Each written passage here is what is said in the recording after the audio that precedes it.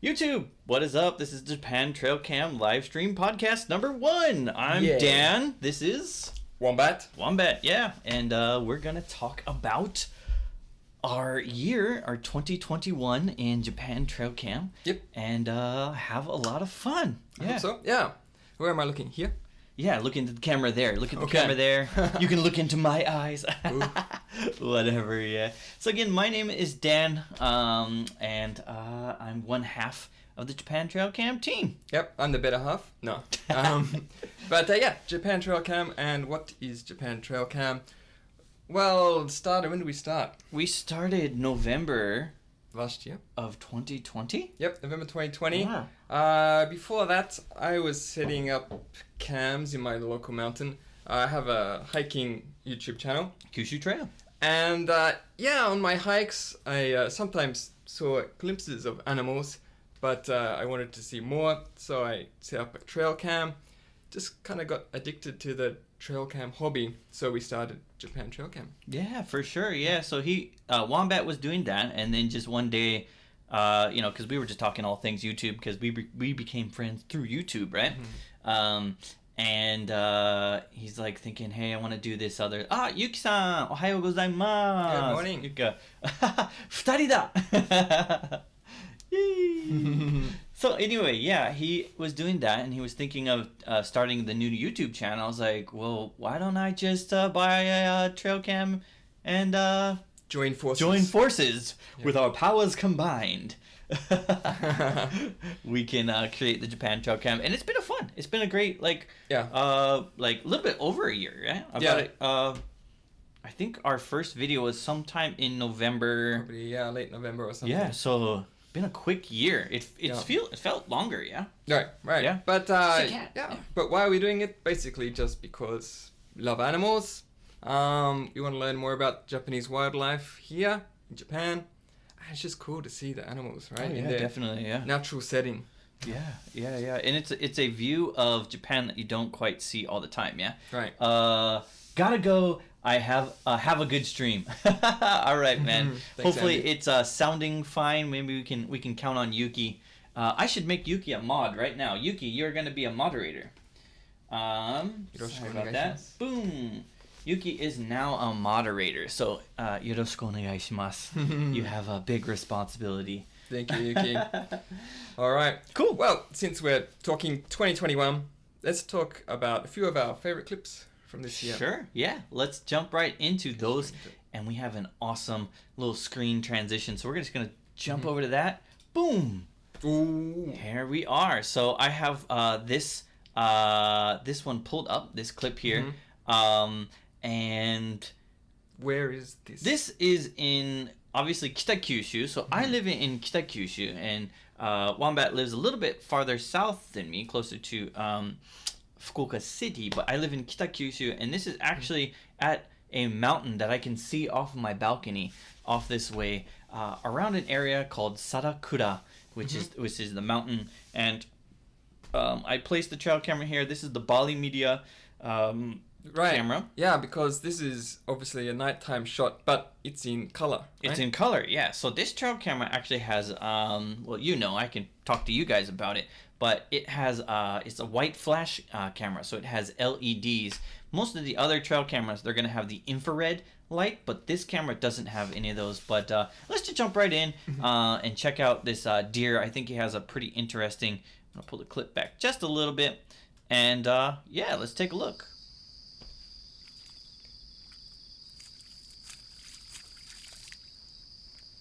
What a beauty.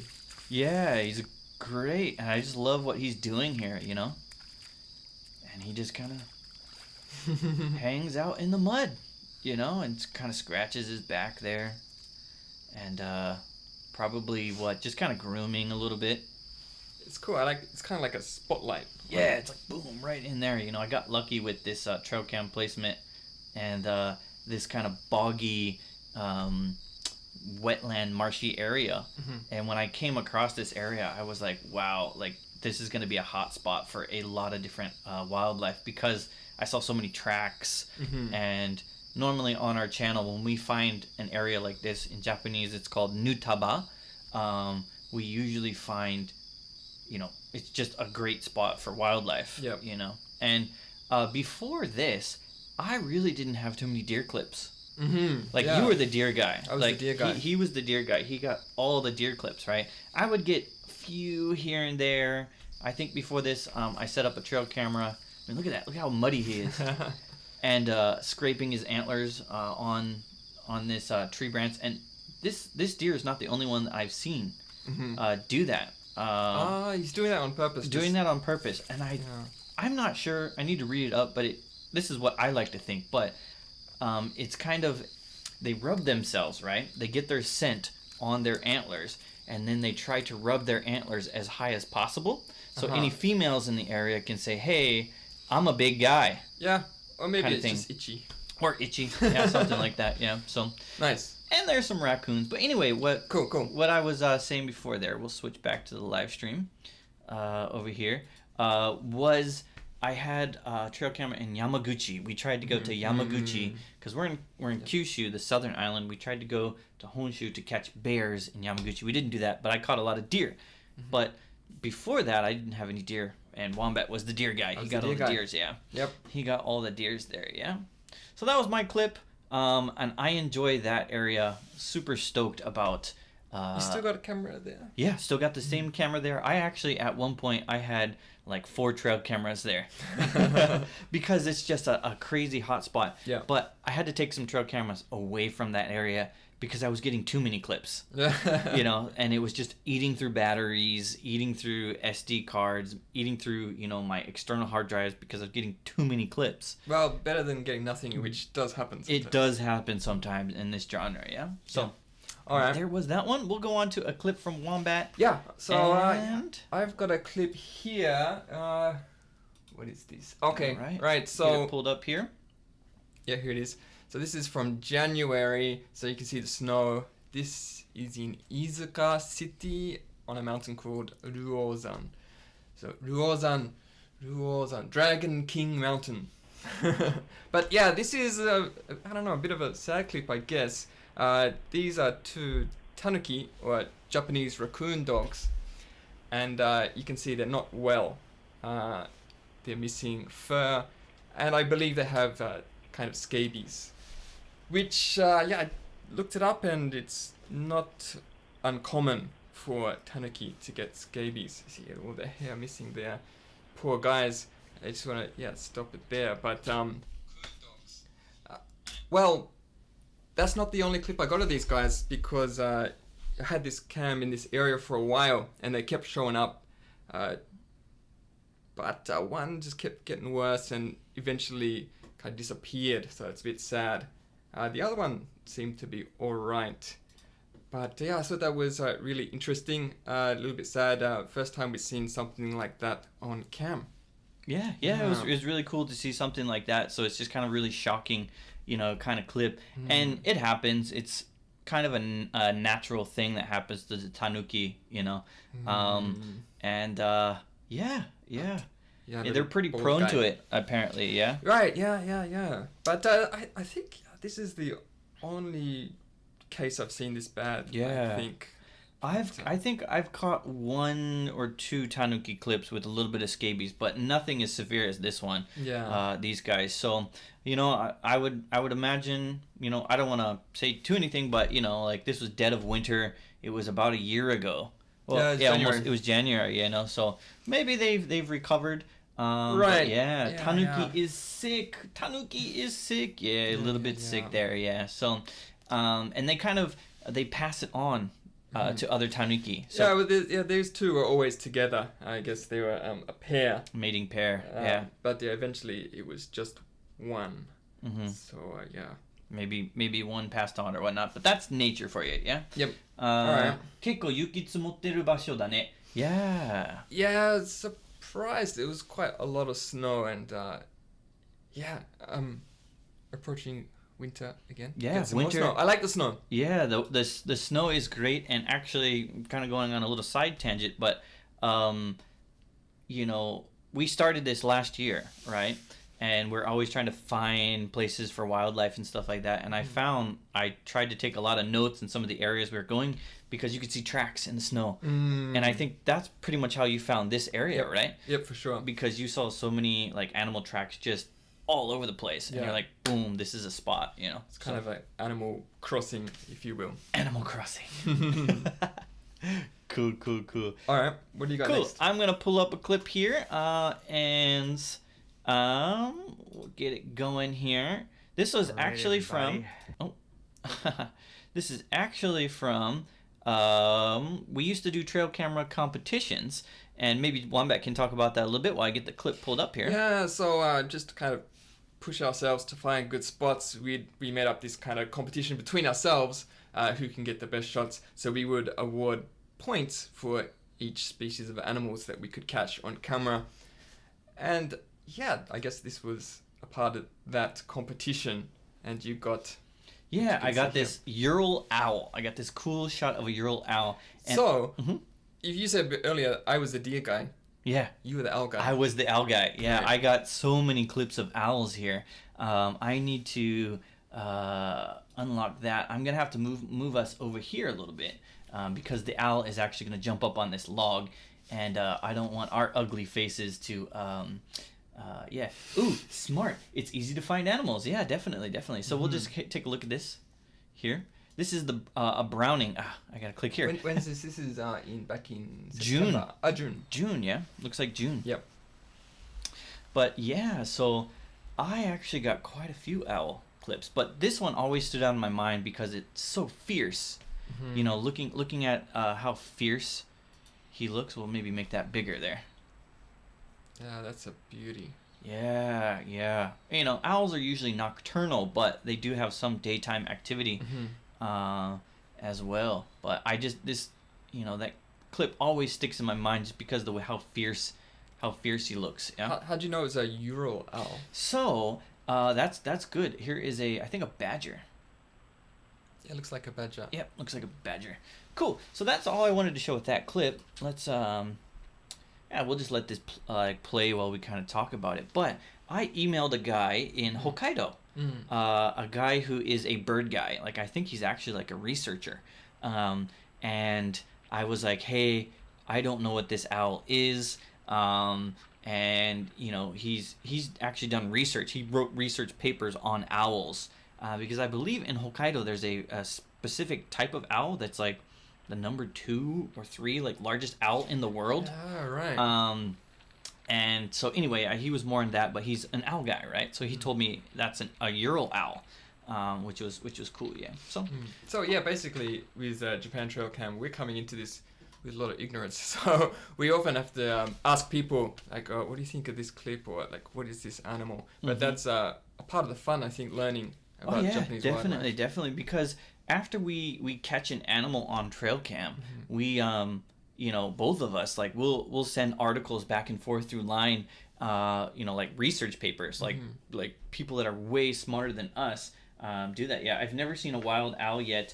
My mom saw one on electric line before. Oh, cool. Thanks, Yuki, for the comment there. Yeah, but anyway, yeah. So when we find when we see animals, like, we just kind of read up on them, you know, and the one of the main reasons why we do that is so we can find them more often. Right. We can find their habitat. How can we compose a shot with our trail camera to catch, you know, the wildlife, and maybe catch a certain behavior like the wallow for like the wild boars. That's pretty easy. You can see where they're at. Yeah. So. And yeah, it was interesting that most of your owl shots are at wallows, right? Yeah. So this is a wallow area. You can kind of see right here. This is kind of a muddy, marshy area. Almost all of my owl shots are here. At these muddy kind of marshy areas, because they're birds like any other birds. You know, birds love getting in water and you know, like splashing around, clean off their feathers and stuff like that. Yeah. But this spot actually is closer to where he lives. This is Dondon. Ah, okay. Dondondaki. Yep. Dondondaki is the area that I put this one in, yeah. Yep.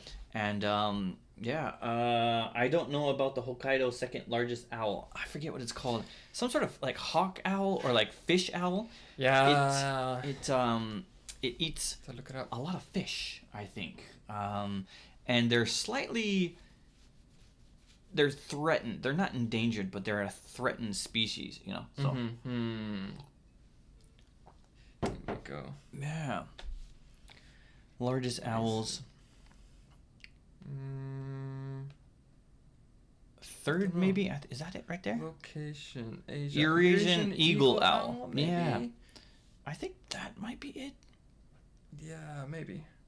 Ah, here we No, go. this it's is the a one. It's number one. It's the number one largest owl in the world. Not the one you got on cam, but one in Hokkaido, right? Mhm. Which is Blackiston's fish owl. Blackstone fish owl, yeah, Wingspan and of it's the 6.5 number feet. one. It's the largest owl in the world, apparently. Yeah, found in Hokkaido. In Hokkaido, yep. And I think they kind of maybe migrate over to like Russia and Yep. you know, kind of those peninsulas, but their habitat is actually not that big. More of the kind of colder climates and stuff like that. Yeah. Got to get a cam there. Yeah, gotta get a cam there. Yeah. All right. Cool. So that was my owl clips. I was the owl guy. He was the deer guy. Uh-huh. And yeah, let's pull up our next clip here. What have I got here? Let's have a look. Ooh. Woo. I think it's at 36 seconds. 36 seconds. All right. Yeah. 30. All right. We'll pop it right there at 34. We'll switch over. Oh, a nice crow. Nice crow. Yeah. Do you remember? Maybe we'll put ourselves down here. That's good. Put ourselves down here. We're gonna bounce around the screen just so we can get that there. But yeah. Okay, cool. So what I got here, if you can play it, Oh, there you is a couple of tanuki, Japanese raccoon dogs. And yeah, they're looking up at something. I'm not sure. I had a second cam in the area, but where they're looking is not at the cam, I don't think. But yeah, they're really interested.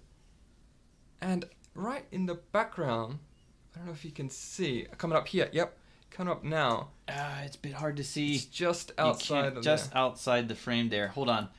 What I can do Stop here is... there. Oh, you see it right there at the top? Yeah. What I can do here is...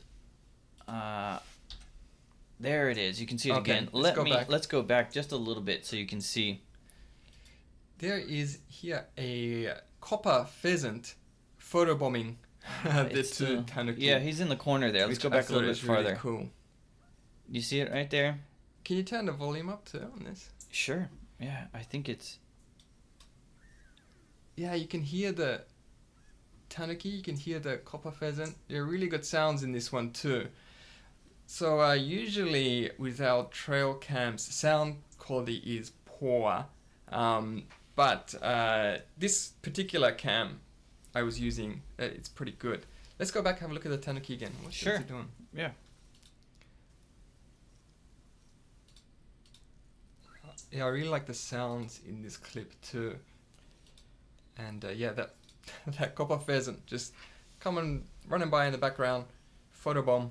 That's really cool, I thought. Yeah, There he goes. there's a guther. Yep, there's a good one. I like how he kind of like flaps his wings, you know? Yeah. And I think you can actually hear it a little bit. Yeah, it goes tick, tick, tick, kind of sound, yeah. Like right here. Ah. Right. You hear that sound? Yeah, the wing.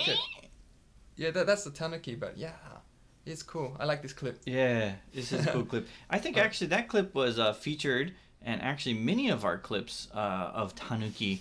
Well, we're gonna talk about that a little bit later, but that's a good clip. We'll talk about that later. In the same video, I got something else I want to Cool. have a look at, which is at 2:39. 2:39. This is one of our most popular clips, I guess. So I'm right on a wallow here in Izuka, smack bang on the wallow, and I got this great day shot of this wild boar coming in. Yeah, beauty. Nice size. Daytime shot. This is with my Browning cam, so video quality beautiful. And yeah, let's see him take a bath. Slide in. It was great seeing this because you read about their behavior, and this is exactly what they do. They mess up the mud a bit first with their snout. Slide in. See him go. Mix it up. And just, Oh, there he goes. Just get in there. Yeah. Oh, it looks so nice. I want to try it. Spa day. And then then they shake it off. They shake it off like this once or twice, and they're on their way. Yep. But why do they do that? To get rid of ticks or whatever, bugs. Ticks, fleas, And old skin, dead hair. Right. And it's kind of a like a sunscreen, natural sunscreen for them too. Here's another good clip. We'll just let this roll. Yeah. So This here's is the copper pheasant. Yep. Here's a better shot of the copper pheasant. Yeah. So there are native pheasants in Japan. In our area, we have this species of. There's a scabies. There's another scabies one. Yeah. Going back to the copper pheasant, I think in Japanese they're called yamadori. Yamadori, right? Yamadori, like very simple, which basically just means mountain bird. Yeah, but it's interesting because a pheasant is kiji. Kiji, yeah. But it's different to this one. Mm-hmm. This is a copper pheasant, but it's yamadori. Yeah. So really beautiful reddish copper color. Reddish copper color, yep. And these birds are actually a little bit threatened, and they're not as popular. I think I was reading something online to where they are not as common in Kyushu, but we've seen them quite a few times. Yeah, we get them a few times. Not super regular. Yeah, I'm gonna move this down here. Yep. Or over here. I don't know where I want to put the chat, but we're gonna put it like right there, maybe. Yeah. Yep. Cool. Cool. So that was the copper pheasant and the wild boar. That wild boar clip, actually, we put it in a short format. So like YouTube Shorts, we put it in a short format, and that kind of blew up for us in India, of all places, I feel like, yeah? Or like the Middle East or somewhere, or Southeast Asia or South Asia. So that got quite a few views. I think it's got a good clip. Yeah, it's a great clip. It's a great clip, you know. Beautiful looking boar. Yeah. Cool. Yep. Great. What do we got next? What do we got next? Let's see here. Boom. Go back. Okay. Great. It's another tanuki. Yay. And because tanuki are awesome. And yamadori. Kirei na tori da yo ne. Yes, yamadori. Thank you, Yuki. Thank you for blowing up the chat. I love it. I love it. Yeah. Tanuki. So this is in a video, just kind of showcasing tanuki. And this is a good one. Ooh, there we go. Yeah. Beautiful. It's a beautiful shot. Great daytime shot. And this is the springtime, yeah? What's the date? It's in April. Yeah? He'll turn around and give us a good look here.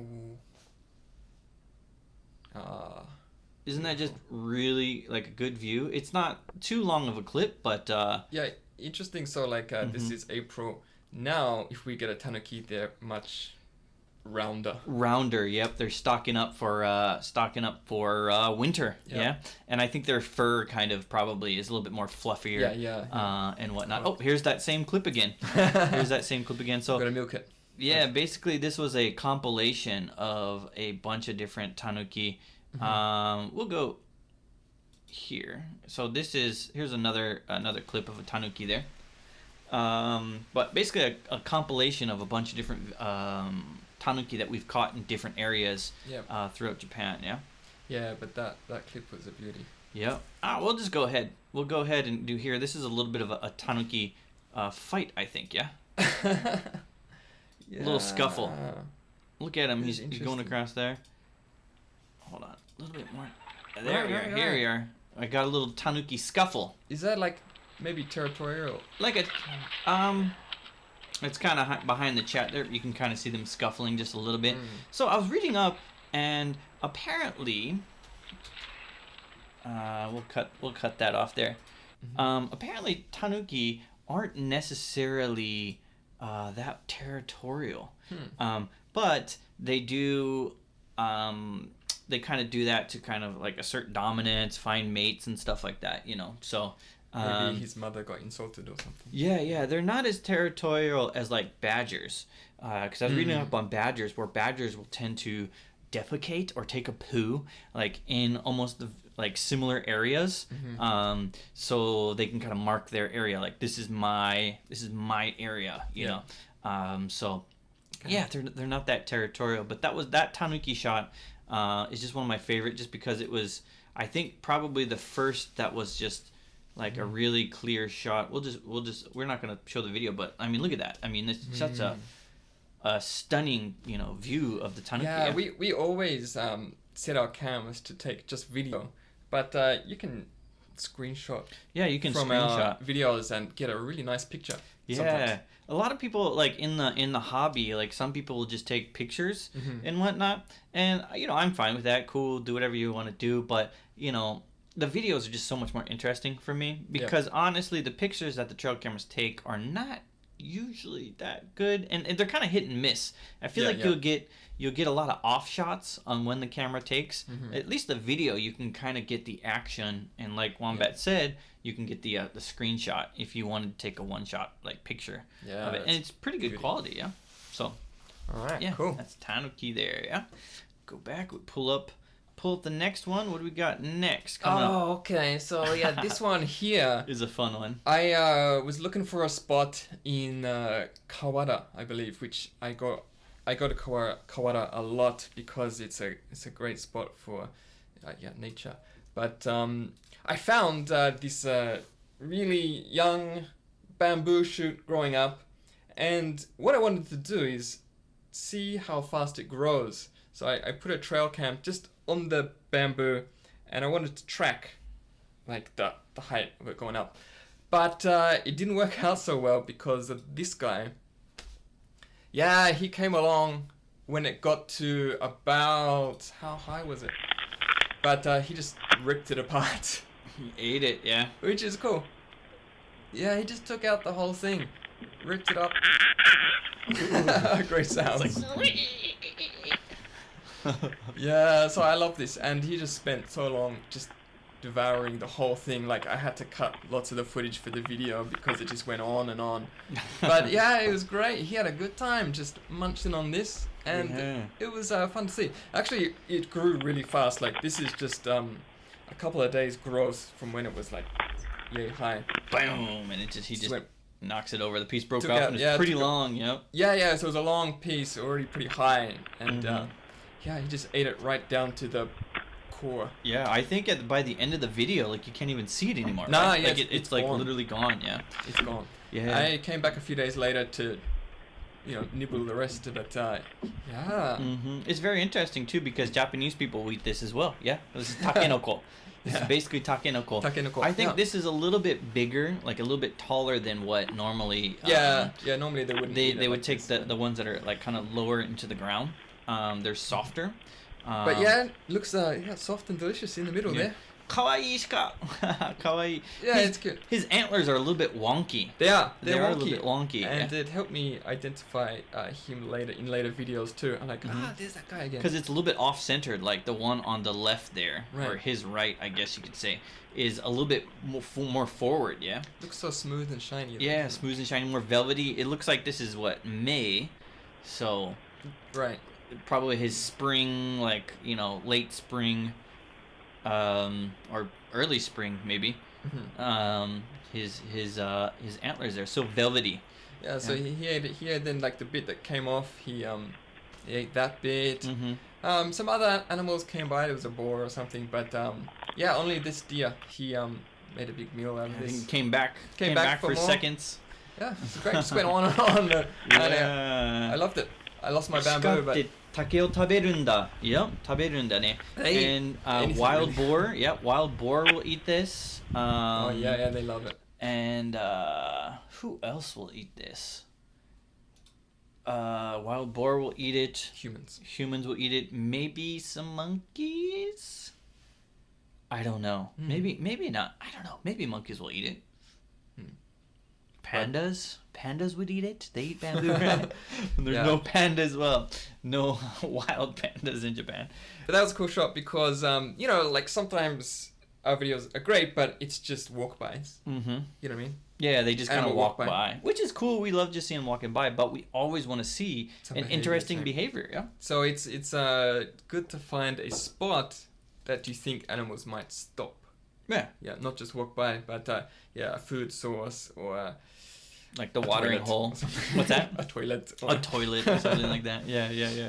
So yeah, it was a good setup, and I got a good video out of it. It was a great video. Yeah, I liked it. I liked it too. Yeah. Cool. I think we're going. I think we have one more for you guys. We have one more, and we might like kind of go back and forth to. Hey, bro, what's up? Hey, Rob. That's my brother. Robert is my brother there. Yeah. Hey, Dan's brother. Robert. This is Wombat. This is Wombat. His name is also Dan. So we're two Dans, but he goes by Wombat, and because he's from Australia. Whatever. Great. All right. So we're gonna pull up some monkeys. So I mentioned monkeys purposely. So the next clip is gonna be of some monkeys here. Some cute little monkeys, some Japanese macaques, snow monkeys, some macaques there. Yeah. So let's pull that up there. All right. Oh, I gotta move us. Whoa. Gotta move these monkeys out of the way. Move our ugly mugs out of the way. All right, so pull that up there. You know what? I might actually, when I pull it up to the full screen here, sometimes it kind of cuts out a little bit of the actual frame. So we're just gonna leave it like kind of half screen there. I think it looks fine. Yeah. Cute little monkeys there, right? Yeah. Oh, they're already gone. Oh, maybe that was Mama. This video is basically all monkeys. Right? It's basically this is only monkeys, I think. Oh, maybe I think there could be a couple other animals in there, but I think 90%. We'll go back here. There they are. Cute. Cute little guys, yeah, a little grooming or whatnot. But this isn't an area that actually Wombat found first in Kawada, so it's a little bit more south. It's closer to him there, and it's right behind a shrine. Right. Right behind a shrine. Do you remember what the shrine is called? Susa. Yeah, Susa Jinja, Susa Shrine there. Yeah. There's some monkeys climbing back in the trees. Might be hard to see. Maybe we'll kind of. Oh, there's another one. Get a good old booty scratch. So I think our first ever Japanese macaque was caught there on different spot, but same area. Same area, yep. But yeah, this was a good spot. Yeah, this was a great spot. Yeah, so I was just kind of searching around on this this mountain for some areas, and I came across these really interesting looking vines, and I was like, you know what? If I was a monkey, I would probably want to like hang out on these, because monkeys like vines. Yeah. Did you hang out on them? Yeah. No. Here's another good clip of a more mature monkey there, and there's another little guy hiding out behind here. I think he'll turn around and show us his face here in a sec. But we were actually searching for monkeys for quite some time. Yeah. Yeah. They're shy. Yeah, they are a little bit shy. But Kawada. So this is behind Susa Shrine, but it's on a mountain called Kawada Dake, which is famous in Fukuoka for its monkeys. Yep. Very, very popular area for monkeys. Yeah, and we're definitely going to talk about this area a little bit later in a different kind of segment we have in this stream. But yeah, it was just so cool to catch the monkeys here. Probably should put a cam back there. Yeah, probably should get a cam back in this area because it wasn't too far to get to. Yeah, but pretty cool shot. Yeah. Yeah, great shot. Yeah. So it's got something on its. Was this the shot? Is something on its no. Yeah, no. That's earlier in the video here, which is cool, and that's good. Glad you mentioned that. I think right around here. This is just me kind of where I'm setting it up. I had a cam in a slightly different area, and then I moved it to the place with the vines. Come on, talking. Here we are. So there's like a GPS tracking collar, I think, on one of these ones. It's a slightly different area, but the same mountain. But really cool to catch something like that, like a maybe a tracking collar. And here's some monkey sounds. Nice. Some kind of like little scuffle sounds or something like that. Yeah, this is our monkey spot. Yeah, this is our main monkey spot. Yeah. Cool. All right. Oh, stop. Great. Yeah. So those are kind of the main clips that we pulled aside because those are some of the clips that just stick out in our minds that we were kind of really stoked on getting. But pretty much all of our footage, we have a meme. And it would be cool if we could pull that meme up somehow too, like the checking your cam for the first time, checking your cam for the 7,431st time, every time we go out and check a trail cam, it's always a blast and always good to see, yeah. So I think we got a question on Twitter. Cool. So this is from Shivers in Japan, thank you always for watching. Shivers in Japan on Twitter asked us, most dangerous encounter with wildlife in Japan. Most dangerous encounter with wildlife in Japan. For sure, yeah. Well, I kind of continue my monkey talk. Mm-hmm. On this same mountain, kind of on a different day. I think it was on a pickup day. I forget. But I was kind of walking down back to the car because I set a cam or something like that and turned a corner and there was a monkey. And it was, I would say maybe a good, 3 meters away. So it was close enough where I could get a very good look at it, and you got a good look at me. And you're not supposed to look at them directly in the eye. Yeah, no eye contact. No eye contact with him, and I'm not sure if I did. I definitely looked in its general direction because I was kind of coming around a corner, and as I was coming around the corner, it was sitting kind of back in the trees there, but it was a little bit open area, and it was just right there. And I was like, oh, so I looked back in its area, and it barked and postured at me. It went, yeah. And I have a little clip of it, but I was just kind of, whoa, because I was actually vlogging. I had my phone out and I was just talking about stuff. And I got a little bit of a clip of it, but it kind of scared me because you do have to be careful with these monkeys. You do. In this area, they have signs up saying, be careful with monkeys. Be careful of the monkeys. Yeah, saru ni chui shite kudasai. Be careful of the monkeys because, they have some big canine teeth, But I heard it's not so much them biting, but they scratch. They scratch, yeah. It could be a combination of both, And you can get sick from these scratches. Yeah, I would imagine, they probably have some bacteria that, we're just not used to, So he kind of barked and postured at me, but I kind of went, hey, get back, whatever. kind of, barked at him a little bit, and he was kind of off. And got back down. Funny thing is, I'm wearing my JTC shirt today. Yeah. Oh. He's wearing his, and I'm actually like double, triple JTC'd up because I got a hat there, and then I got this guy on, Hunter Safety Green, super Japan Trail, yeah. But when I got back down to the shrine, there's actually like a local farmer setting off firecrackers, and they set off firecrackers basically to scare the monkeys back into the mountains because the Japanese macaques will come down and mess with the crops and the agricultural the crops that people are growing. So yeah, often when I'm driving up to check cams in that area, well, not often, but a few times I've seen monkeys as I'm driving through. Yeah. So that's my close encounter with a macaque. He kind of barked at me and kind of postured at me. Be scary. It was. I got the adrenaline was pumping. Yeah. And but I wasn't too scared. I was just kind of. It reminded me that that you have to be careful. You definitely have to be careful because this is the woods. And it's not. It's their backyard. That's their ground, and they're so much more well adapted to move around in that landscape than we are. So it just kind of it reminded me that how wild it is, and you have to be careful sometimes. Yeah. So that was mine. Monkey, cool. What do you have? Dangerous encounter. Well, let's see what happened. I have come across wild boar quite a few times in my hikes or checking cams. One time I got pretty close, big guy. I was going up a trail, and he just kind of appeared in front of me. We kind of faced off, and he took off, but in the direction I was going. And wild boar, actually, their eyesight is really poor. So what they'll do is they take off, but they don't go too far. Right, they'll take off and then stop and then look back.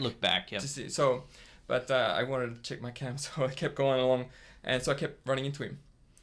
Eventually he was on the other side of a stream and just kind of made some noise, and he took off. But I got pretty close there. But with wild boar, if they have space, if you give them space to run away, they will. Only if they are cornered or trapped will they do something naughty. Yeah.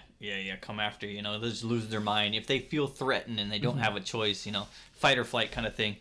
So they're gonna choose flight 90% of the time. But if you don't give them the option, they're gonna come after you. And it could turn out pretty nasty. Oh yeah, definitely. They have their nice tusks, and they're strong. Like I think their snouts can pick up like close to like hundreds of pounds. Yeah, their snouts can. Oh yeah. Super strong. Super strong, and it's like kind of neck muscles. Yeah. So, Yep. Cool. So yeah, that was a bit scary, but a few times I've run across wild boar and they just take off. They just take off. Yeah. Deer too. Yeah. Just take off. Yeah, but incidents picking up this year. Yeah. What else happened? I had not as close of an encounter with a boar, but I have a video out where I heard some really high-pitched squealing, some boar squealing, and I was kind of going that way, and I'm just like, well, nah, I'm just going to go back, Yeah. And I have another, hold on, let's see, no, not that. That's what I wanted to do. Okay. Yeah, always good to go back if you're not feeling safe. Yeah, if you're not feeling safe, it's always just better just to kind of go back the way you've gone. Nothing too crazy, I've seen some snakes. There's a venomous snake in Japan, mamushi, I think they're called. Yeah, I don't know the English name. It's a Japanese pit viper. Japanese pit viper. So that sounds pretty cool. Seen a couple of those snakes, but same thing. They're more afraid of you than you should be of them. Right. Spider webs to the face all the time. I had another thing that happened this year. Can't remember when it was, but I had a cam set up at a new spot, and I was kind of anxious to check it. I wasn't sure if it was going to be a good spot or not. So it was only about a week later I decided to go back to check it. And sometimes, we're pretty busy with work, so if we get a chance to check a cam, okay, I'm going out. And this was not a good day. It was, I went out really early morning, it was dark, still dark, and it was raining, really wet, and it's kind of windy, and this area is a bamboo forest. And when it's windy, in the bamboo, you hear this cracking. Yeah. It was really kind of eerie and creepy. And at the start of the trail, someone had put all this glass on the ground. I think it's to stop animals coming out onto the road. Like broken glass? So it's like a road, there's like broken glass, and then the trail. Okay. So you kind of have to go up a bit from the road, then step over this broken glass, and go up the trail. So I was going up this trail. It's raining, it's dark, I shouldn't have been there. And then I stopped. I could hear something. I could hear a wild boar grunting and growling at us. And it kind of creeped me out. It freaked me out because I think it was just the atmosphere and everything. And I thought, I'm not out of here. And I turned around and I didn't run or anything, but I was kind of walking quickly back. I thought, okay, I'm coming back another time. But it was wet. And I slipped. I got near the broken glass. I tried to go around the broken glass, and I slipped and fell about, I'd say about half a meter, and onto the road. Oof. Cut up my hand a bit. Yeah, catching yourself. Yeah. So that was a bit of an incident, but I learned my lesson. Go on a sunny day. Go when the conditions are good. Right. Yeah, because I've gone out on a couple of days too where I'm like, I don't know if I could have skipped a day maybe, as well, yeah. But it turned out that spot wasn't so good anyway. It wasn't good. It wasn't a good spot, yeah, so you just got the cam out of there. Good, yep. Good, yeah. I got a question here from Robert. Are you guys going to do more competition vids? I know I really enjoy them. Yeah, we kind of just fizzled out on them. We didn't really just say, hey, let's stop. We were just kind of like, we didn't decide on a date. It's kind of difficult to set up because we've got different cams in different areas, and for a competition, you want to make it fair and have like a time. A certain time, and yeah. But we're setting up cams at different times, and it's hard to work out a time frame. For a time frame, yeah. Yeah, we could probably eventually bring it back if there is enough, people asking for it, It's nothing too hard. Like I think we did about 8 or 9. I think, Do you know what the score was? Oh, I don't even remember. I feel like we're tied up or we didn't really care about the score. We really didn't care about the score. Like it was just a fun thing. Like just kind of a friendly little like cheeky thing we could do together and say, hey, I got the better video, whatever. So what do we get points for? We got points for different animals. Yeah, we got a species point, so you got 1 point for each species in the video. You got a point for like multiple animals, so if you got like a mama boar and some babies in the same shot, you got a point for that. There was multiple species, so if you got like a boar and like a crow. So my tanuki clip with the tanuki clip with the copper pheasant would have been a 2 point. Actually a 3 point clip, because that clip you had multiple animals, you had multiple species. That's a 4 point. Ooh. 4 point video, because you had 2 points for so you got tanuki as a species, you got the bird as the species, you got the multiple animal, and what's the other point?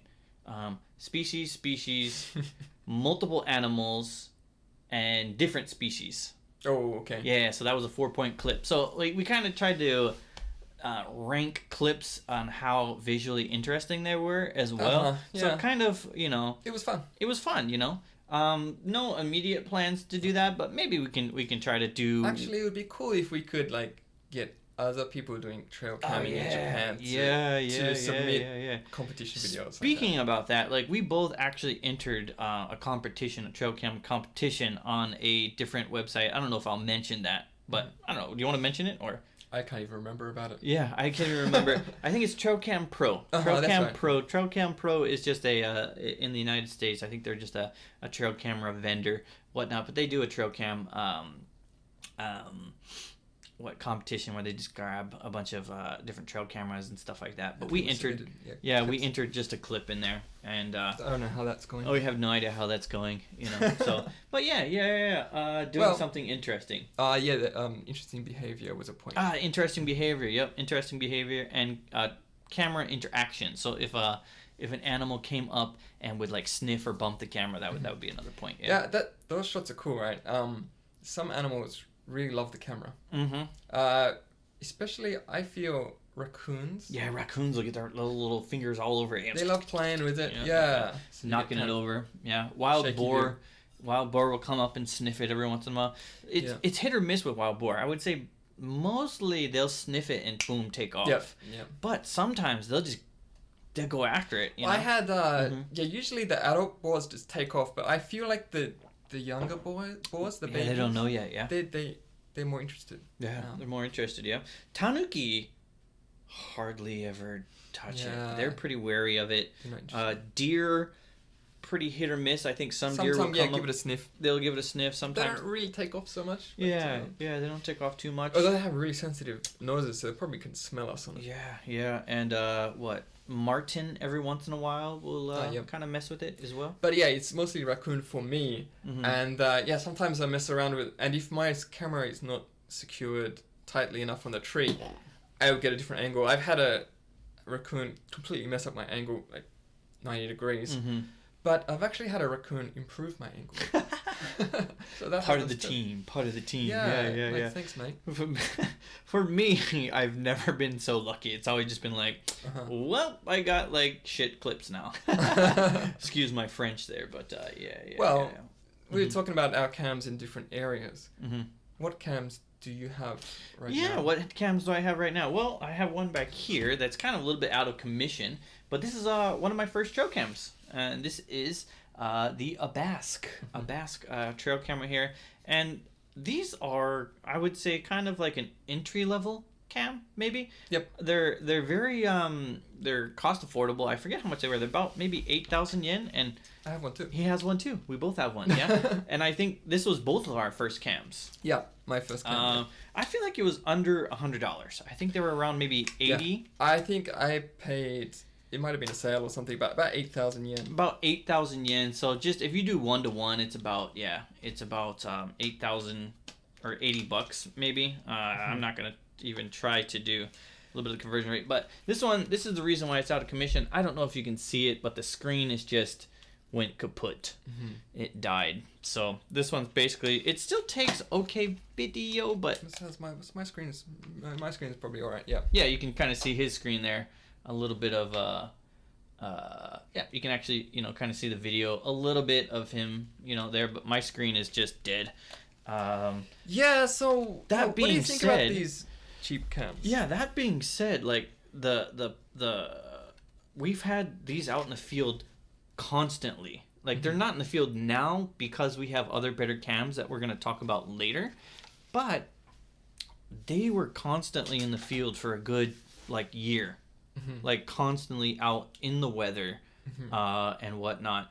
And Survived a typhoon. yeah, they survived typhoons and snow and rain and, you know, again, you know, animals coming up and bumping it and getting muddy and stuff like that. You know, these would get really muddy, and I don't know if you can kind of see, but they're kind of a little bit dirty and whatnot. But how about the footage? Yeah, all things considered, for the price point, because there's much more expensive cameras, these did pretty dang good. Yeah.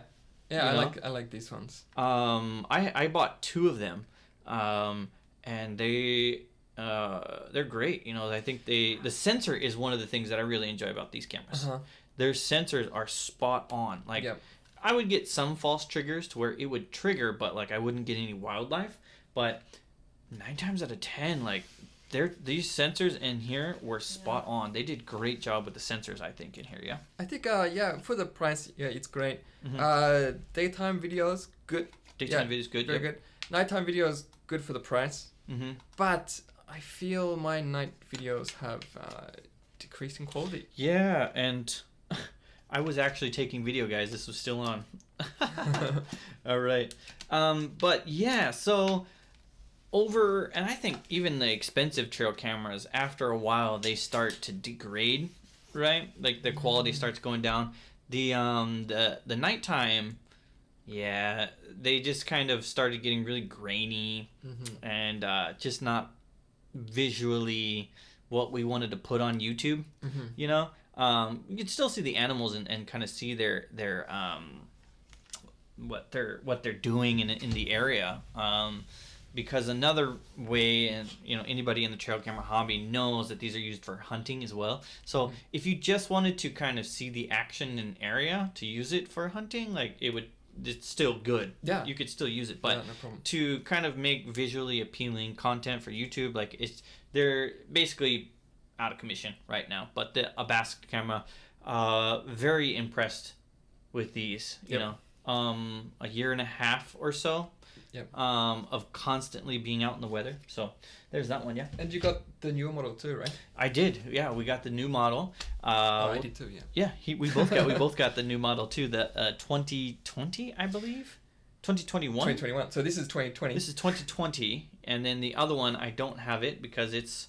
We'll talk about where that's at later. But yeah, the 2021. We thought it was cool because like here the sensor on this one, right, is just right here. This is the motion sensor. On the 2021 they have like 3 kind of sensors pointing in different areas. We kind of thought that was cool. Differences though, not a lot different. Maybe sound improved touch. The sound definitely but improved still not touch. great. Still not great. I would say honestly the video quality on this one was much better. Yeah, you know, the daytime clips on these ones were pretty stunning sometimes. Yeah, you know? I got the some nighttime good clips, like I couldn't really notice any difference. They were pretty much on par. You know, the black and white, but I feel the colors on the new ABASK 2021 was a little bit grainy. Oh, okay. A little grainy, yeah. What did you think with the new one? Yeah, because we both have it. Yeah, I feel maybe about the same. About the same. But maybe you got a better eye. Yeah. All right, so you got the two of the 2020s. You got ABASK. You got one 2021 ABASK. 2020 ABASK. Yeah. What else have you got? I've got a Browning. Recon. Oh man. They got long names. They all have long names. But it's the Browning Spec Ops Advantage, I think is what it's called. Yeah, and it's a really good trail camera. Very quality. Solid camera. It's got a camouflage there. Price difference, right? Big price difference. So this one again was about $80. The 2021 was about a little bit 100. Yeah, I would say. And the Browning, we're taking a big leap up, is about 350. I think something like that. Yeah. Probably something around there. Probably different prices in the US. Probably different prices in the United States. I think it's a little bit more cost effective in the United States because it's a little bit bigger of a hobby definitely a much bigger hobby in the United States than it is here in Japan. So I've got a question here. yeah, how many cams do you guys generally have in the field at one time? So when we both had all of our cams out, we would have like 10. Yep. There was probably a really long span of time where we had 10 trail cameras. Yep, constantly out in the field, just gathering clips. Yeah. Yep. In the beginning, taking another step back, like I only had 2 cams in Wombat. At that time, you only had 1, right? Yeah, when I started, yep. When we started, yeah. And when I kind of came on, like I immediately bought 2 trail cameras from the get-go. Yeah. And the reasoning for that was I wanted to get multiple angles in the same area, which is cool, but like it kind of came down to like we had to get clips. Yeah. You know, and we started in November, which was when animals are starting to slow down and not as active. Yeah. So And we put a lot of pressure on ourselds at the start, I think. Yeah. Let's put out 2 videos a week. 2 videos a week. Yeah. And we did it for a long time. We did that. Yeah, we did that for a good 6-7 months, where every Saturday we would both put out a video at the exact same time. Yeah. So like slowly we added to our collections. Yeah, right? added to our collection and stuff like that. Yeah. So yeah, the Browning is great. What I like about that is there's a screen on the front, so when I put it on the tree, I strap it to the tree with just an industrial kind of strap.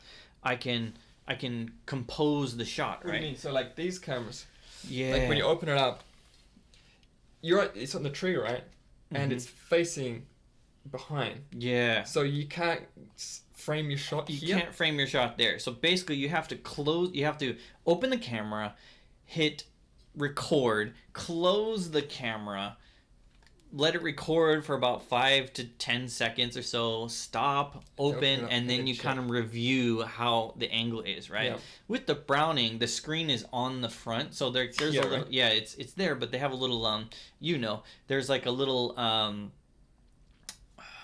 so the panel, it doesn't quite it's on the bottom, yeah. So Browning, right. Browning has the opening. We're talking about the Browning. We have so many trail cams, like we're getting it mixed So up. you open it up here. You open it up here, so the camera is facing forward. You have the So LCD screen right here. only the bottom half opens up, so the camera is facing this way, and yeah. Yeah, so that's one of the main features about the Browning that I really enjoy, because I can frame the shot so much easier and quicker. You know, in the summer it's crazy hot. You just want to get out of the forest, you know. In the winter sometimes it can be really cold and windy, so you just want to get your shot, get the trail cam placed and get out. So that's one thing with the Brownings that I really enjoy. So how many is that? You got 2 of these? 2 of those. The newer model? The new model and the Brownings, that's 4. You got one more. And I've got my last one, which is the Bali Media. Bali Media. We talked about that a little bit earlier when we were showing the clips, but that's the white flash trail camera that doesn't have the infrared light. So it's constantly flashing. It's like a spotlight. I have a computer down here checking stuff too. But it's basically blasting bright LED lights. So it's visible. It's light visible light. for Visible the light. animals. Yeah. These ones are not going to put out any visible light. So humans are not going to be able to spot that. With my Bali one, I have to be very strategic on where I place that, because it's very visible. It's like basically shining a bright flashlight. Yep.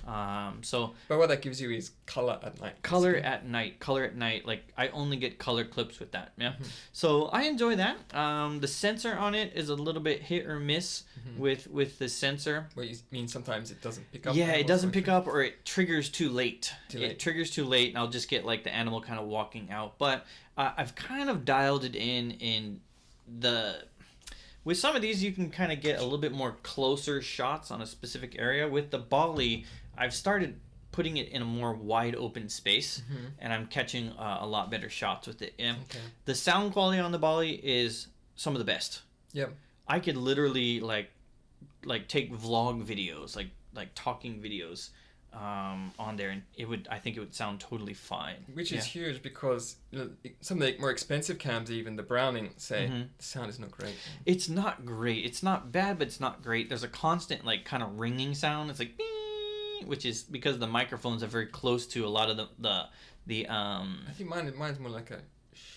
like a sound. Yeah. It kind of just depends, you know, on the trail camera. But again, the microphones are very close to a lot of the inner workings of the camera, so they pick up some of the hum or the And basically the cams they're made for hunting, so Mhm. sound is not so important, I guess. Is not They important. just want to yeah. see what animals in the area, To what, track when. them. Yep. Track a certain deer or whatever animal they're going after. So it's a little bit different for us because we want to make it visually appealing and also like we want it to sound good too. Yeah. So kind of going back with the ABASK, like that is one thing they're not very good at is the sound of these ones. Yeah. So those are my cams. Yeah. I do have plans to get another trail camera very soon because basically I have two cams that are just pretty much decommissioned, but hopefully we can do some fun, kind of interesting experimentation with kind of the broken ones. That would be fun, yeah? Nice. So what cams you got? Well, I also have the ABASK 2020, ABASK 2021, that's two. The same, yep. I have two Brownings. One is the Browning Recon Force Extreme, which I would say is probably my favorite cam. Sound isn't great, but the video quality is beautiful. Mm-hmm. Really good video quality. Great daytime shots, the best. The nighttime shots are great too. And the trigger speed, probably the best of my cams. Sound not great. One thing I don't like about it is great night shots, but they are limited to 20 seconds. Yeah, that's what I was going to mention too. Browning, like they only let you take 20-second night clips. So what it will do is, I think it's basically to save battery. Mm-hmm. But it will start recording. Like usually with cams we can. How long do you set your cams for? 1 minute? Yeah, I think I set mine for 50 seconds. Yeah, about 50 seconds. Record Yeah, 50 seconds. It'll record 50 seconds, and after that, it will stop. And usually, like you can set like a delay in between when the camera will trigger again. And I usually keep that pretty short with some. But I think Browning has. You can probably talk about it as well. Yeah, they have a feature. So like it's set for only 20 seconds per night, and it's not long enough. So They have this feature, if something's moving in the frame after the 20 seconds, it will stop, but then record another video. But I feel it's kind of hit and miss. Like, sometimes I don't get it recording again. Yeah, you don't get it recording again, or it's too late. It's delayed, and, like, basically the animal's walking out of the shot, and then you'll get maybe 3 seconds, and then the other 17 seconds of just nothing. So it's just kind of, But yeah, well, I think all my best quality videos, like the Waller one we had before the boa. Yeah, that's with the Browning. It's great video quality. So I have two Brownings. Yeah, there's a Recon Force Extreme and Recon Force Advantage. And Advantage, yeah, it's basically the same as Extreme, I'd say. I think maybe Advantage colors a little bit better. Pop a bit more. Yeah. But yeah, I have the Advantage. And another one I have is a Cam Park. And a Cam Park is another kind of cheap entry-level camera, but what I was interested with this one was it has Bluetooth and Wi-Fi, so you can frame your shot on your smartphone, which is really cool and really useful. So I can set up my cam on the tree, check the shot on my phone, and then adjust it. Right. So that's good. But and what's good about that one is the sound quality is amazing. The sound is actually pretty good on that one too. Yeah, really good. So the shot we had before of the two tanuki and the copper pheasant, that was Cam Park. That was Cam Park, yeah. And yeah, the sound is great. But night footage, not great. Night footage, not so great too. I don't like the night footage. And then I think the Cam Park, the aspect ratio is a bit wonky too, right? Aspect ratio is different, right? It's not 16 by 9, so you got to kind of cut the top. I guess it means you got more to work with. But with these cams, some of the cheap cams, they'll say their cam is 4K.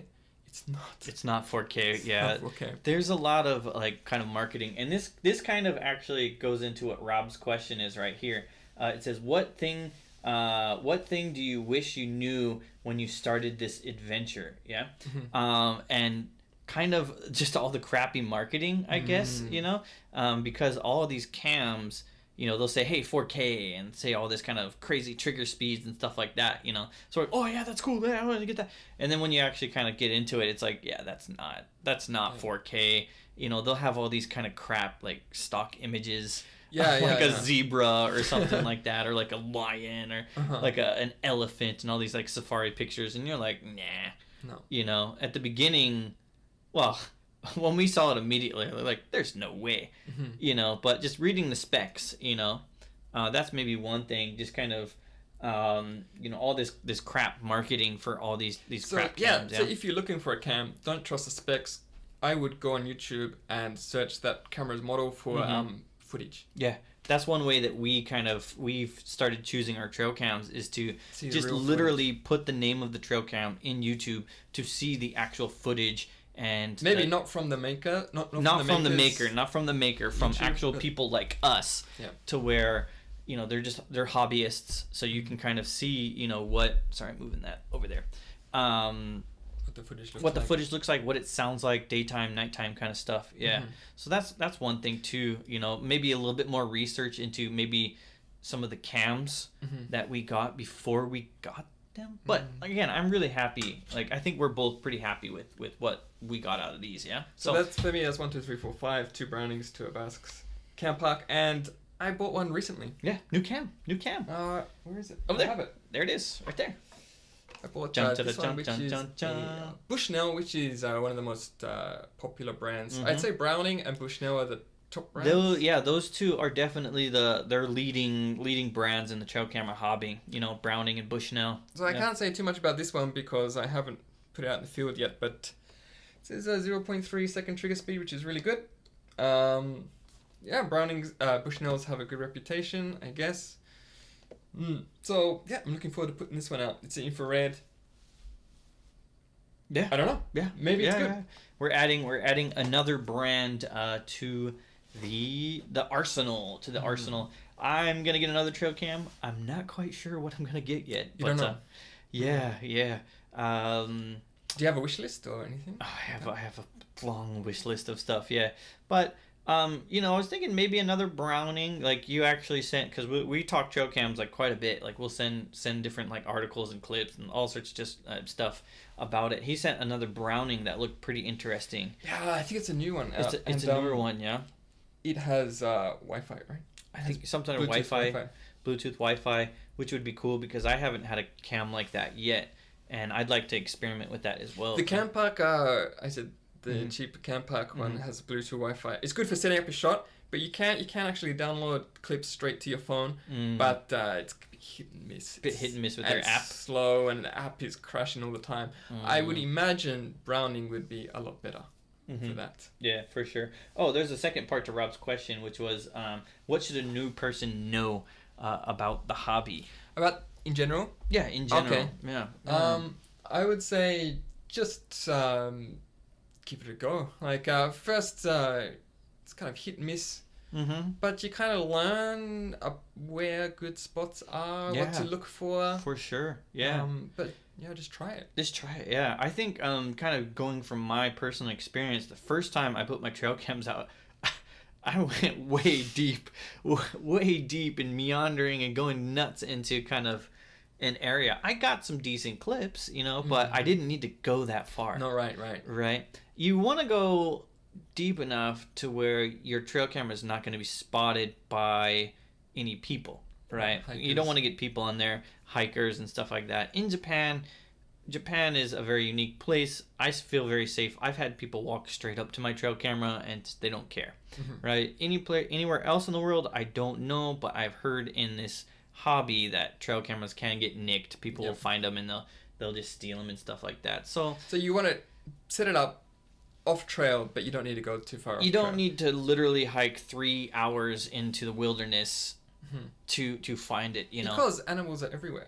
They are everywhere. They literally are everywhere. And with the monkeys, they're in their backyards. They're in people's little backyards. And Wombat has a video on our channel of monkeys climbing on people's roofs. Yeah. He's just driving in his car. So there's kind of like this buffer zone, especially in our ecosystem or the habitats that we are in, to where you have kind of the road where we have to drive to our spot, and then you have kind of the mid mountain, and then you have the higher mountains. Not higher mountains, but there's like a buffer. It's not too far, not too deep. It's not too close to the parking. But yeah, just go off trail a little, set it up, see what you get. If you get nothing, try again. Try again. But you made a video, right, about setting up. Yeah, about setting up, about 20 some odd clips about like setting up trail cam, what you got to look for, you know, and it's all things that we just kind of learned from doing it over the past year, you know, finding different signs of wildlife, you know, seeing mud marks and on trees, and we learned that from another British guy that lives kind of in our area. He's like, hey, you see that? That's gonna be wild boar. And I'm not sure I knew that before he mentioned that. Yeah. Well, maybe did. We kind of thought it, but yeah, we hearing it from him. He kind of confirmed it. Like, he's a little bit more of a naturalist than we are, but yeah. So that video kind of talking about how to set up a trail camera, I think it's like 20 clips or 20. It's pretty recent, within the last like I don't know, 2-3 weeks. Yeah, it's just getting out in nature and having fun. Yeah. What else? Great. Do you have anything for that? No. Well, getting back to the cams. Okay. Yeah. Yeah, I got a couple on my wish list. The new Browning. I'd like to try the the bog. Yeah, they got this cool cam. The where bog one, yeah. The screen actually detaches from the cam, and you can set it up and check the clips, put it back in. I'd like to try that one. The footage looks great. And I think you can buy. So you have like what is it? The actual core of the trail cam. You can pop that out, and I think you can buy. You can buy a second one and just put it back in. Yeah, you can take that one out, you know. But I don't think you would need to do that. But what we usually do is, if we're in a good spot, we just swap the SD card out. SD card, yep. Because down here is where, you can't really see it, but we'll just swap an SD card, and we'll leave the trail camera there. Maybe slightly position a little bit better, a different area. So but what would you like to see in a trail cam? Bears. I want to see bears. Yeah. Oh, okay. I mean, like a functionality. Like a function, yeah. We all want to see bears. We all want to see bears. Yeah. There's a lot. Like at one point, like, because we talk trail cams all the time, it'd be so cool if we can just like, you know, make our dream trail camera and design it and stuff like that. GTC cam. In the new Browning, it has one of the features that like I really want, and I've tried to kind of do. Give me a sec here. Is here. This is just a little junk drawer, right? So this is kind of like a stand, yeah, but it's separate. I had to kind of basically just make it, you know, so I can get the angle that I want. You know, I can bend this and get the angle on that I want. So the new Browning, they have an actual. I think a separate. So like usually you thread the strap through the back here, but the new Browning, like it kind of has like a, what do you call, like a little hinge or something like that. So it stays on the tree, but you can adjust the angle. The angle, yeah. Because without it, with this trail camera, it's just gonna stick straight to the tree, and it's gonna go straight to the tree, right? And the only kind of real thing you can do is prop a little like, so like my arm is the tree, you'll prop like a little stick behind it, or a stone or something like there to get the angle that you want. Because if you don't, like, it might be too high up or too high down, you know. So having that feature is definitely something that I want directly on a camera. You can buy mounts. They're super expensive. They're pretty expensive, yeah. So that's I have a Browning mount like that you screw the camera on, and you can kind of like adjust it anywhere. You can adjust the angle, or like this. Like but, this one, yeah. They're not great, right? They're not great, yeah. They're not great, and this is just one that I had to kind of just DIY it and make it myself, and it worked pretty good. So you know, that's one thing that I definitely want to see on more cams, like a quality one on there. Yeah. What else do you think? I'd like to see good audio. Good audio. I'd like to see audio. I'd like to see. I see sound. I want to see sound. Yeah. So the cam pack, the video quality isn't great, but the audio is good. So if you could have that audio on a Browning, I'd like that. Yeah. So working on the audio, which is good. Yeah, definitely. There's some other trail cams too that have solar power panels built into them. You know, because that's one thing that kind of, you know, this hobby, we eat batteries. You know, we use a lot of batteries. So I want something that's a little bit more sustainable. Yeah, you know. Sure. So yeah, better sensors, whatnot. But we already get good clips. Yeah, we so get pretty good clips. Yeah. But yeah, good audio would be great. Good quality audio would be great. Yeah, longer Browning night clips. I want to see that, Browning. I'm talking directly to you, Browning. Yeah. Let me have longer night clips. Yep, that's it. Okay, so we talked about our cams. A couple of our cams are not in the field. All right, bro. Have a good one. He's taking off here. All right. Merry Christmas. Talk to you later. All right, thanks. Thanks, Rob. Thanks. All right. So what was I saying? So like our cams are out in the field, but some of our cams are not in Fukuoka, right? Not in Fukuoka. Not in Kyushu. So I sent off a cam to a friend up in Iwate Prefecture. In Iwate, yes. Quinlan. Mm-hmm. He has a YouTube channel called Go North Japan. And I lent him a cam. I said, hey, take this cam. I want you to find us some bears. And he came up with the goods. Not this one. This is... Oh, not that one. No.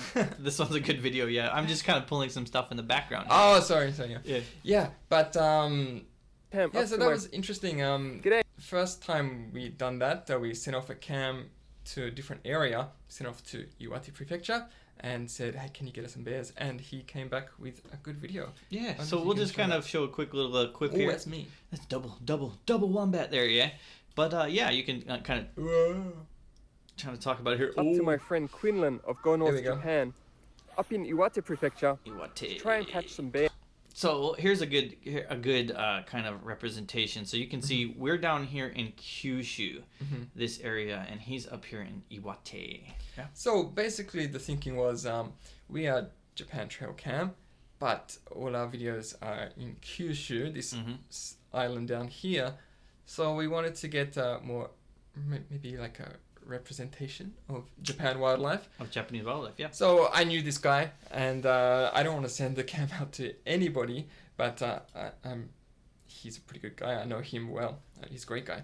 So I sent up this cam to him, and he said, sure, yeah, let's go. And yeah, this says like no bears. There's no Asiatic black bears in Kyushu, but there are plenty of bears up north. His channel is Go North Japan.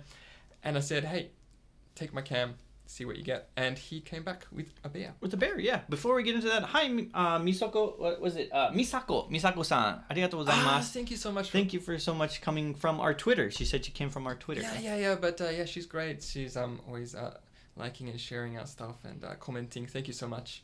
So there's the Go North channel, but let's check out some of the footage. He got some pretty good footage here. Check it out. Check it out. There's a bear bottom. Bear butt. Bear butt. Bear butt. This is one of the first clips he sent back. He said, I got a bear. There's a wild boar. This is the Browning advantage, I think. Let's see if we can skip out. Here it is. I think it's the next clip. We'll just let this play out here. So this is our first bear on the channel. Yeah, I was super excited about this. You can hear it, yeah. And it whacking around like some trees and stuff like that. Yeah. Yeah, but yeah, super excited about that. So yeah, one cam off in Iwate Prefecture. Yep. Here's another quick little look at the bear there. Beautiful. I think in this video he also sent us a great clip of a fox. Of a fox, yeah. Let's pull that up. Yeah, there's a great day clip of a fox. And this will show you like the Browning daytime quality is great. Look at that. That's beautiful. It's great, right? Great colors. Nice little fox. Fox are pretty rare on our channel. I'd like to see more. We would like to get more foxes. Yeah.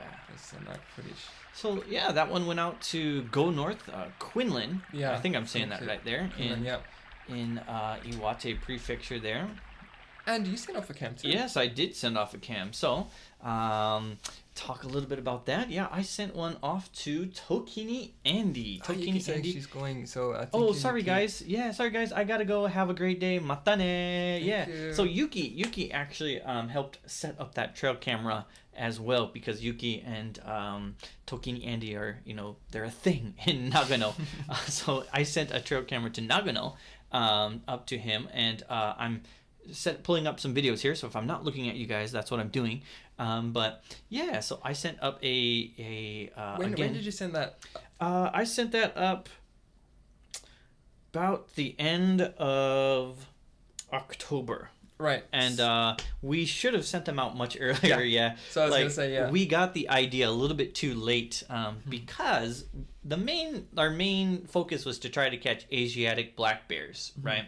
Or Tsukinowa-guma, right? And there's none in Kyushu. Right. They're extinct in Kyushu. So we wanted to get up north because they're much more popular there. Yeah. So we both sent cameras north. I sent one to Tokini Andy, and a great YouTuber who teaches Japanese on the internet. Yeah. And Nagano is actually a pretty big hotspot for that. Here's the video right here. Yeah. So you said, whoa. Hey, you should put ads on our videos. Yeah, putting ads on our videos there. Yeah. We didn't do that. We didn't do that. Yeah. Yeah. So we were a bit late because of hibernation, right? Hibernation, yeah.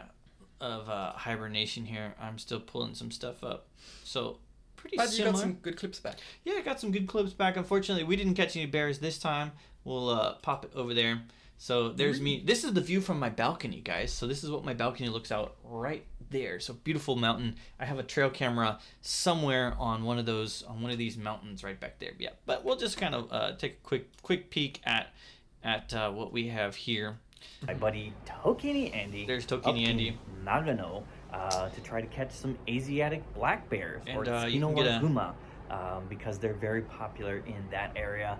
Fortunately, we didn't catch any this time, but there were still some pretty good So yeah, so this is the cam I sent out. I sent out a Browning. Here's Andy. We'll just plug Andy a little bit. You can see him there. Andy. Hi, okay. And you can hear Yuki. Yuki's in the background there too, yeah. This is another Browning too. Look at that color. Great color. Great color, yeah. But so we didn't get bears this time, but it's not only for bears, right? We want to get something different, or we do. More like representation around Japan. Around Japan, yeah. So that's the main reason why we are sending the trail cameras out. Hold on. I have like 2 screens. I have 3 screens going on here. Lots of stuff going on. So we'll pull it back here, yeah. So we know these guys, right? We know Andy, we know Quinlan, but we want to do more of this kind of thing. Yeah, we want to send out more trail cameras within Japan, locally here, because we're Japan Trail Cam, yeah. So all the people that we've sent them out, like we've been in conversations with them, and we trust them, to send a cam. We're not like giving it to them. We're just kind of loaning a cam to them to try to catch different wildlife. And they're both YouTubers, right? So like we're kind of connected to the YouTube community here. I guess if people were interested in getting a cam from us and setting up, they could contact us. I mean, we couldn't guarantee we'd send one. Yeah, we couldn't guarantee. We definitely need to get to know the people. We're not just going to send it out to pretty much anybody.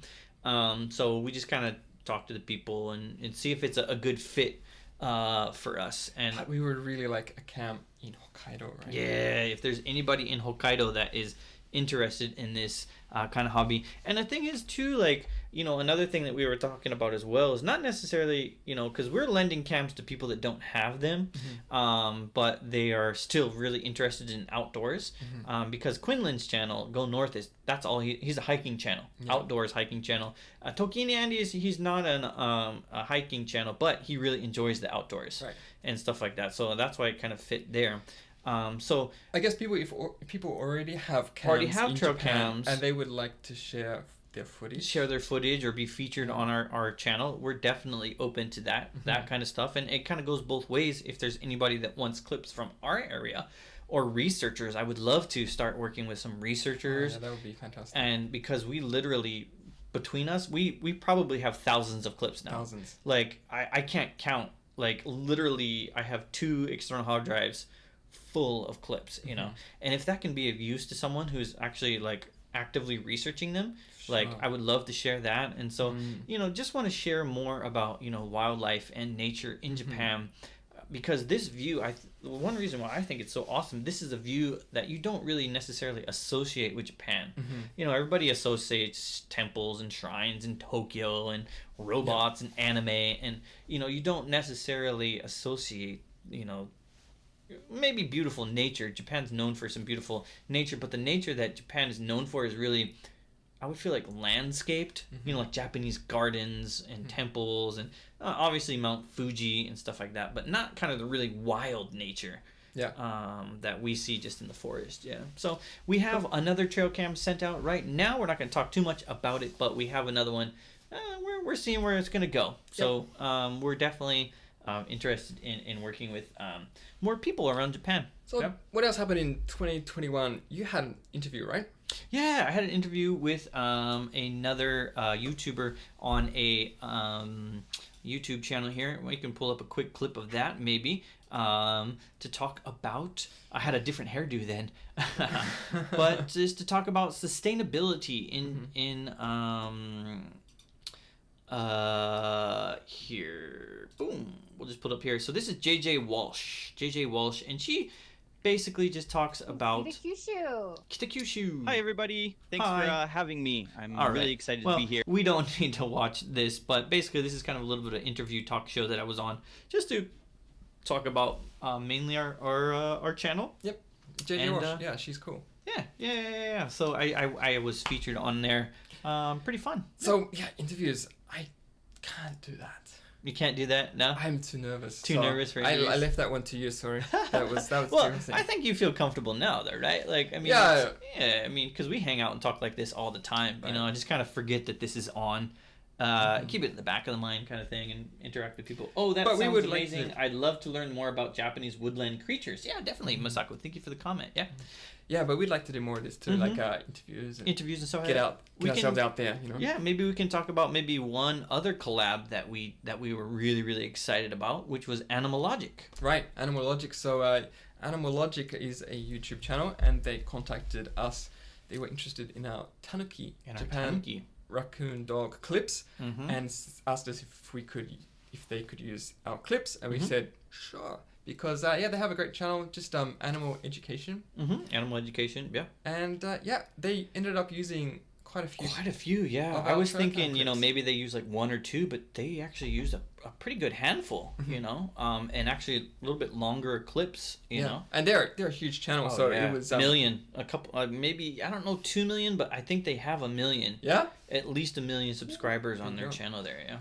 So yeah, we're about sharing. We want to get our stuff out there. All about sharing. Yeah. So yeah, that was good. Have you done any other kind of collabs or anything like that? Tokini Andy, Quinlan, but Animal Logic, JJ Walsh, with the live stream there, the interview there. No, but I guess if you have anyone listening has a podcast or podcast or anything they write like that. For some web page or something, web page or platform, or anybody who's actively researching, you know, because we've you know, I did mention way back when we were talking about owls, I did contact a researcher who's in Hokkaido to get some information about an owl, to ID an owl.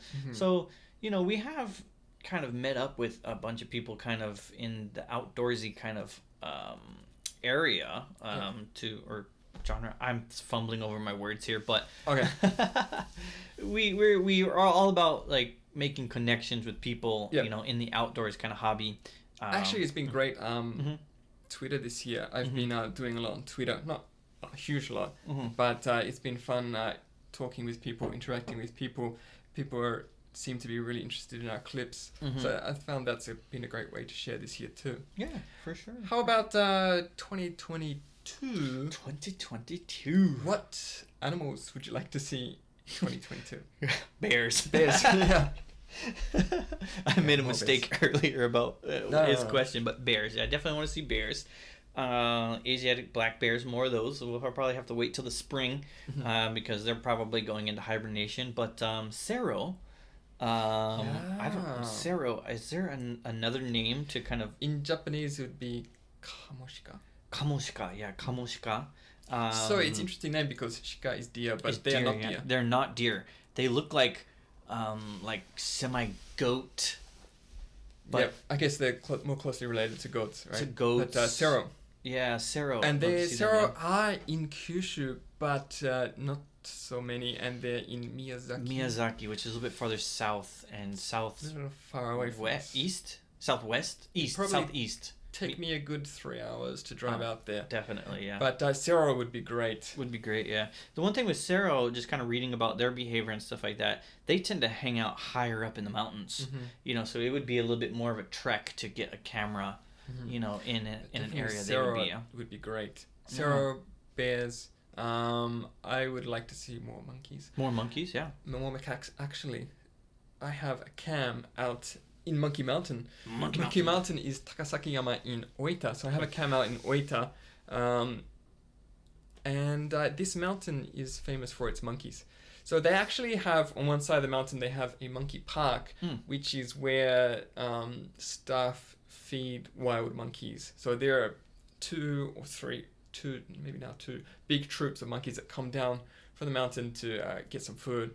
So they're big troops. There's lots of monkeys there, but they're wild monkeys. So there's a hiking trail on the other side of the mountain, and I have a cam there, and it's been there for about a month now, maybe just over a month. I bet that's got some good clips. Hopefully, hopefully got some clips. So I'll probably check that cam sometime New Year, and hopefully good monkey clips there. Macaques. Get some Japanese macaques. So I like to see macaques monkeys there, and anything different, right?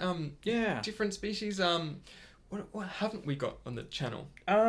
Civets. I'd like to see civets. Civets, I don't know if you're not familiar with what civets are, but they're kind of like a possum. Like a possum, raccoony, not raccoon, but more like a possum.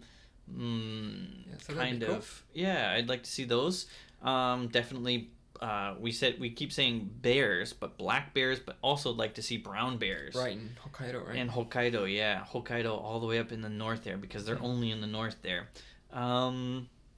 Cerro, yeah, we're kind of hitting the main species, yeah. But not only different species, but also, I guess, different behaviors. Different behaviors, like, we'd like to catch some mating. But like I said earlier, you know, a lot of our shots are just walk-bys, but it's great to find a spot where animals stop to do something. So maybe next year have more places like that. Yeah, because the main behaviors that we've seen is kind of like wallowing. I think I caught one tanuki fight. I think Wombat's caught one kind of a deer sparring. Deer sparring. But yeah, just kind of catching some interesting behaviors would be great. Yeah. More snakes. I caught one snake on trail camera. We're taking another step back. An animal knocked my camera off angle and it was facing down, and I caught a tail end of a snake, which was kind of cool, you know. Snakes, I feel, would be difficult. Snakes would be almost impossible to get on trail camera. Sometimes we see them when we're going out. Yeah. So we can get some footage. Yeah. So those are kind of the main animals in Japan. I mean, we're a little bit limited on kind of the animals that we can see here. Right. It would be cool, kind of going on another tangent, thinking about kind of the limited animals that we have, but on some of the outer islands, the smaller islands, like what is it called, Tsushima, I think there's there's a Tsushima cat, right, I believe, that is only on that island, and it's a pretty endangered species, right. And I think there are people that are actively researching them and setting up camps, so it'd be cool, like we could kind of do our part, which is reminding me of something else, to, you know, get them on film. You know, because we obviously wouldn't want them to go extinct or anything like that, but they're only found on this small island, you know, so getting out there would be really cool. I don't know if we'll be able to do that soon. So basically our project is, like, mainly it's just for us, we like looking at the animals, but if like in the future we could help with conservation. With conservation, you know, amazing. Again, you know, I said it earlier, like if there's any researchers or anything like that we are interested in kind of the clips that we put out, like we'd love to share those, you know. I think, so another thing I was mentioning is the Japanese night heron. I've caught a few clips of them, and they're reading up on them, very threatened, endangered, you know, less than 1,000 birds, excuse me. Right. Yeah. So, 2022, like to catch a lot of different things and see different parts of Japan is, I guess, the main goal. And just make some more connections and just share as much Japanese wildlife as possible with people throughout the world through YouTube. So I guess 2021 we had a lot of growth, a lot of new subscribers. Yeah, a lot of new subscribers. Thank you for that. Thank you for anyone watching. And how do people support us? They support us by watching our videos. Yeah. Watching, subscribing, liking, sharing. Yeah. What what else? Yeah. Commenting, yeah. We always like comments, and the comments are fun because it if we don't know the answer, it forces us to go look it up to give you a slightly informed. Ask us questions we don't know. Yeah, ask us questions we know, and then we learn something in the process. You know, so the main appeal of this. Oh, and I lost battery. So give me 1 sec here. We're gonna go. Oh, not that one. That one. Very good. Let's change that battery. Change our battery. So that thing that popped on screen really quick is my other YouTube channel. There. Change the battery here. Right. So I guess if you're wondering like how maybe you could help out or support us, that's what you do. Yeah, you just kind of go like, comment, subscribe on our YouTube channel here. Check out our Twitter, our Instagram. Like Wombat is the Twitter, Instagram guy. Buy a T-shirt. Yeah, our Twitter. Yeah, Twitter account Japan Trail Cam at Japan Trail Cam on Twitter. Basically, that's me. Yeah. He runs most of it. Like I usually just retweet it from my other Come to Japan, which you saw quick flash of that accidentally on screen there. But so maybe in 2022 I'd like to do more on Twitter. Like I've been when I go out on a pickup or a setup, I've been taking pictures and mentioning a little bit, and people seem to like that, so I want to keep doing that. Yeah, like of the setup and what's kind of going behind on. the scenes. Behind the scenes, yeah, definitely, yeah. Instagram's pretty good. That's again, I'll eventually or every once in a while I'll put a clip on there on Instagram, but mainly it's he's doing the Instagram and Twitter, and yeah, we do weekly videos on YouTube every Saturday. Yeah, every Saturday. So watching them is probably the biggest thing. Yeah, the biggest thing. Us. Yeah, check it out. What was I gonna say? T-shirts. Yep, T-shirt. Or buy us a coffee. Buy us a coffee. Yeah, Ko-Fi. There's probably a link down there. Ko-Fi. You can buy us a cup of coffee. Buy us a cup of Joe. Cup of Joe there. Yeah. So basically any. I'm all out, guys. I need a cup of coffee. Any money we would get from that, we would go into buying batteries. Yep, buying batteries and maintaining our trail cameras. Yep. So basically straight back into the channel. Back into the channel. Yep. Because trail cams are not cheap, right? They're not cheap. No, they're not cheap. And anybody that knows anything about hold on. Let's see. All right, I'm gonna delete this comment really quick here. Misako Yoke has a comment that I can do that. Thank you. Yeah, I'd love to see a mummy rabbit one day. The living fossil. Yeah. A mummy rabbit from a mummy island. A mummy island, yeah, in the Ryukyu Islands there, and closer to Okinawa and whatnot. Yeah. Yeah, I'd love to see them as well. Yeah. Anything? Yeah. For sure. Yeah. So. Sorry, I deleted the comment there because there was a bot, like a random spam bot that did a comment there, so I just got rid of that. But I forgot what we were talking about, supporting the channel. Supporting the channel. Yeah, everything goes back into the channel. I was going to say something about YouTube monetization. Our main goal is not to get crazy rich through YouTube through Japan Trail Cam, but we just really enjoy the hobby, and any money that we make through Japan Trail Cam is going to go back into supporting supporting the channel, and if it does grow huge, which would be awesome, it would give us more opportunity to put more cams out around Japan, and travel around. We do have some really forward thinking kind of ideas and dreams that we'd like to accomplish. Whether we can do that or not, it's up to you guys. So if more people find our channel and really enjoy it, again, just like, comment, subscribe, share our videos, and I think they're pretty interesting videos. They're not the very high action kind of content. It's more relaxed, and it gives you an idea of what animals are in the mountains around you, because Japan is just mountains everywhere. Yeah. And if you're not hiking, you don't get opportunity to see. Really even if you do hike, you don't get to see the animals. You really don't. Yeah, you really don't. Yeah, I would say over half of Japan, I'm just literally just spurting off facts that I cannot back up, but I know over half of Japan is actually mountainous areas. The city centers, while they're big cities, like Tokyo's a big city, it's actually not that big as far as area wise, right? And there's lots of countryside. and everything like that. So anyway, kind of going off track there, Yep. just we're really excited about this project, and we've been putting so much into it, and it's great. Yeah. That's about it. But just want to say, if you enjoyed watching this live stream, I think we called this like podcast number 1. Podcast number 1, yeah. So if you enjoyed this, we'd like to maybe do more of this in the future. Yeah, it'd be great. Just like talking. Yeah, just talking about maybe I don't know. We'll have to kind of figure out what we want to do with it, but maybe a monthly thing or like bi-monthly or something like that. Just whatever our schedules work. Let us know if you enjoyed it or any other questions. I had fun, so if nothing else, like I would like to do it again because I had fun doing it. Setting everything up and pushing buttons and microphones and lights, and I enjoy YouTube as a platform.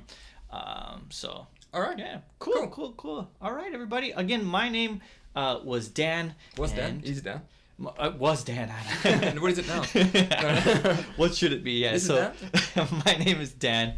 I'm Wombat. And that's Wombat, and we are Japan Trail Cam, and we hope you enjoyed, and we will catch you on the next adventure. I like to say that every video, don't I? Yeah. Yeah. All right, everybody. Thanks again. Thank you. Bye. Bye. Thank you.